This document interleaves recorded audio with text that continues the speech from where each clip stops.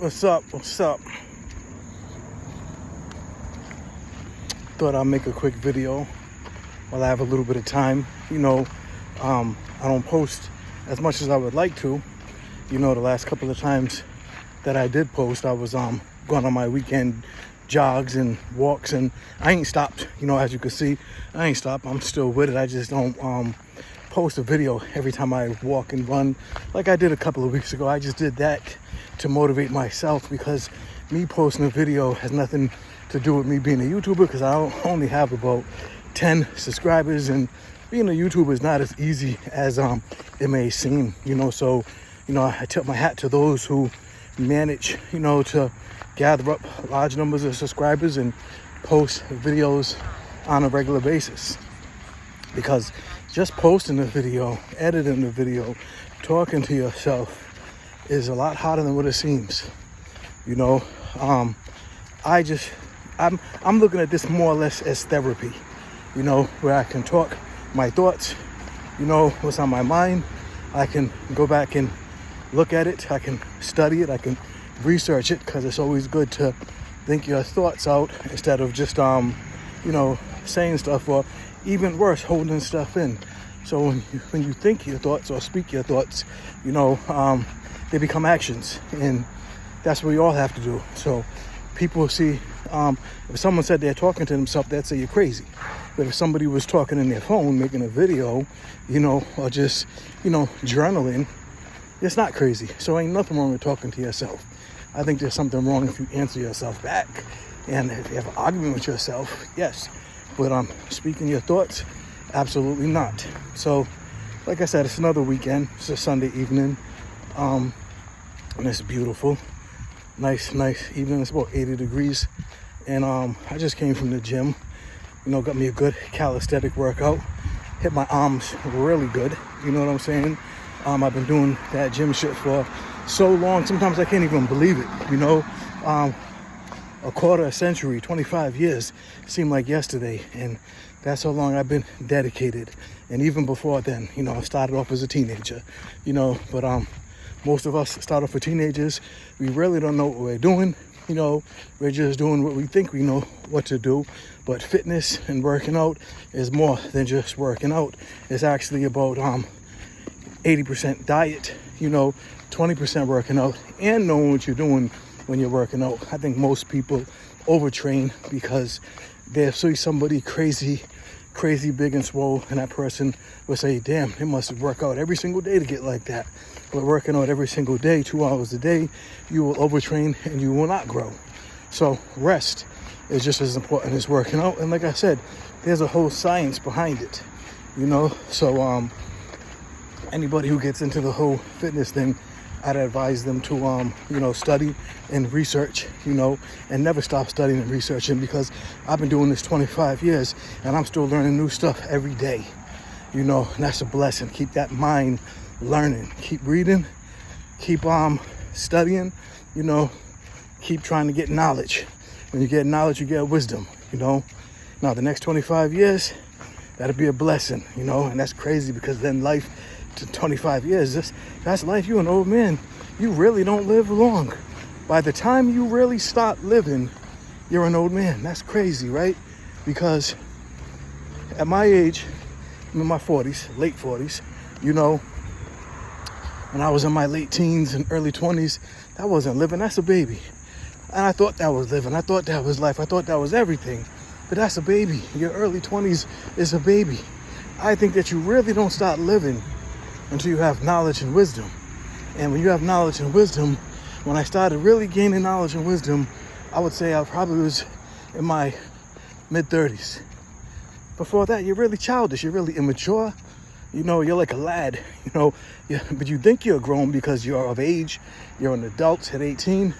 You think you're grown at 21, 22, but you're just a baby. So my advice to people out there, slow down. Live your life slow. Take your time. Learn as much as you can, because that quarter of a century is going to go by very fast. And when you get that quarter of a century, you'll have knowledge. Now with the next quarter of a century, got to stay healthy, got to stay strong, because when you get that, that's when people start falling off, and you get older and you're like, damn, this person passed, that person passed, and you realize that life is really a blessing and your body is a temple, so treat it like one. You know what I'm saying? I'm going on 4 years clean and sober, and I'm proud to say that. You know what I'm saying? And I think that's one of the best things I ever done. And what I had to do to be 100% clean and sober is to get away from everybody I know that, you know, participates in that lifestyle, friends, family, and people, you know, they'll think you're acting funny. They'll want to be nosy, want to be in your life, but you can't hang with people that's of a feather, you know, because birds of a feather flock together. So if you hang with them, you know, you be around them, you know, especially if you're trying to quit, you know, bad habits, or forget cutting down, because cutting down, you never quit. You just got to quit. You got to get away from, you know, that foolishness and the foolish ass fucking people. You know what I'm saying? So I cut people off, and sometimes people, you had to cut off because you outgrow people. You know what I'm saying? And that's life. You have seasonal people, and you have forever people, and you have people that they just, sometimes you keep them in your life, but they really overstayed their time in your life. But you keep them in your life because you have this loyalty, this friendship, this family, this bond. But when it's time to go, it's time to go. And it's no hard feelings. There's nothing to explain, you know, but I had to let people go. And like I said, certain people had to be removed.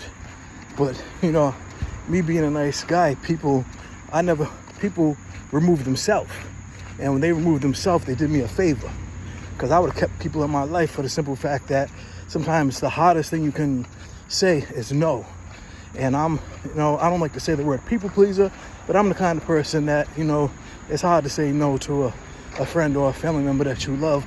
So you kind of say, all right, or whatever, I don't mind, or okay. But sometimes saying yes is the worst thing you can do. Like giving an old friend, I don't want to say ex, it sounds like a relationship, but giving somebody a ride because they're a homie of yours from back in the day, or a family member, they want a ride, and you give them a ride. Sometimes that's the worst thing you can do, because now you get caught up in their web of whatever the fuck they got going on. You know what I'm saying? And it's hard to say no, but it's the strongest word in the English language, no. And when you say no, people respect that. They can get mad all they want, but who gives a fuck? It's your life, you know? And the best way to say no is no. Because when you say no, you know, kind, and you make excuses like, I can't right now, or not right now, or maybe later, you know, all people do is corner you like a rat. They come at you like this, they come at you like that. So it's best to say no.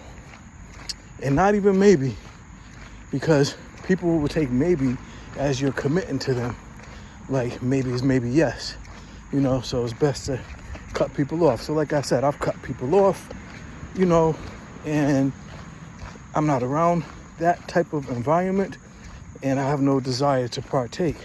And even if I was around anybody like that, you know, I think it'll be a big turn off, because alcohol, you know, what it does to people, how it makes people act, you know, I think it's pathetic. It's ridiculous. You know what I'm saying? And sometimes you can't really see something when you're inside. It's like a game of chess. You can't see the moves when you're playing one-on-one. But when you are on the side of the table, you can see everything better. So when you're outside the game of life of people, you see it better. But if you're drinking and around people and doing what they're doing, you won't even see how stupid it is, how idiotic people can be. Belligerent, it makes you stupid. It really does make you stupid. Talk stupid, sound stupid, make no sense. The conversation is stupid, you know, and I don't want to be around no stupidity. And if you said that to someone, they probably would get offended. So I just do me. And if you can do what I do, you'd have something in common. But most people can't do what I do. And what I do, drink a lot of water, stay out the way. Work out, be into fitness. Spend all my free time with my family. And when I say my family, I mean my family. My children, my woman, my old lady, my wife. It's all the same. Call it like you want. You know what I'm saying? But family is not relatives. Relatives is relatives. My family is ones that live with me. And sometimes you can have kids who are grown and they have overstayed, you know, their time in your life too. And it's like a bird leaving the nest. You have to let them fly. You have to let them go. You know what I'm saying? And wish them well. Try to teach them well. You know, and let them live their life. A child that stays in their parents' life too long as an adult becomes a dependent child, and they can't fly like a bird. They become so dependent that they become useless. And they don't even know how to survive in the world. But if they are to stay at home, then they have to be in full compliance with your house, with your rules, with your policy, and compliance with finances. Because living ain't for free. Bills don't pay themselves. Cost of living don't go down, it only goes up. And with that being said, I'm out.